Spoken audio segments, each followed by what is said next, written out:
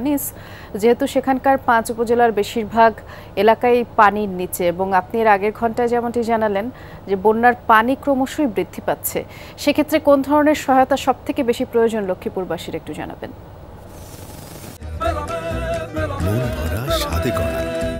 New Zealand dairy, excellence in quality.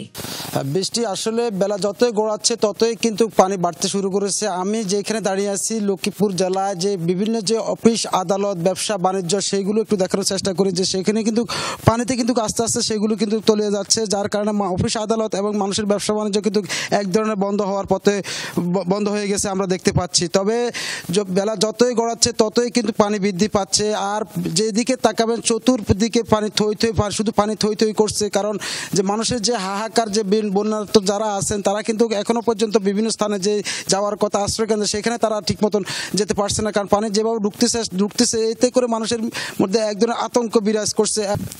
জেলা প্রশাসক এই বন্যার কারণে দুর্যোগের পক্ষ থেকে এবং জেলা প্রশাসনের পক্ষ থেকে সকাল 10টায় একটি জরুরি মিটিং আহ্বান করেছেন। বলছেন যে সেখানে তিনি দ্রুত যে যারা আছেন আশ্রয় কেন্দ্রে এবং অন্যান্য কীভাবে মানুষকে সহযোগিতা করা যায় সেই জন্য তিনি আমাদেরকে জানাবেন বলছেন। এবং জেলা প্রশাসক আমি আরেকটি কথা বলেছি, তিনি বলছেন যে বর্তমানে মানুষের যে দুর্ভোগ রয়েছে সেই বন্যার্ত দুর্ভোগ যে এলাকাগুলি রয়েছে সেই দুর্ভোগ এলাকায় কিন্তু এখন পর্যন্ত ত্রাণ সর্বত্র পৌঁছতে পারেনি। সেই দুর্ভোগ এলাকায় ত্রাণ কীভাবে পৌঁছানো যায় সেই ব্যবস্থা তিনি করবেন বলে আমাদেরকে আশ্বাস দিয়েছেন। তবে মানুষের যে বর্তমানে আশ্বাস একটি জিনিস রয়েছে সেটি হচ্ছে মানুষের এখন বর্তমানে যে ত্রাণ দরকার, পর্যাপ্ত পরিমাণ ত্রাণ, যে ত্রাণ দিলে মানুষ কিন্তু এখন পর্যন্ত সর্বত্র যেখানে এবং মানুষের যে খাদ্য সহায়তা যেটি দরকার সেটি কিন্তু পর্যাপ্ত বিভিন্ন জায়গা থেকে আসতেছে, বিচ্ছিন্নভাবে সংগঠনরা নিয়ে আসছে, ঢাকা চিটাগাং বিভিন্ন জায়গা থেকে আসতেছে। কিন্তু আসলে কিন্তু এটি যদি একটি জায়গায় রেখে জেলা প্রশাসকের তত্ত্বাবধানে নিয়ে যে দুর্গম এলাকা যেগুলি রয়েছে সেখানে কিন্তু নৌকা দিয়ে বা স্পিড বোট দিয়ে সেখানে যদি মানুষকে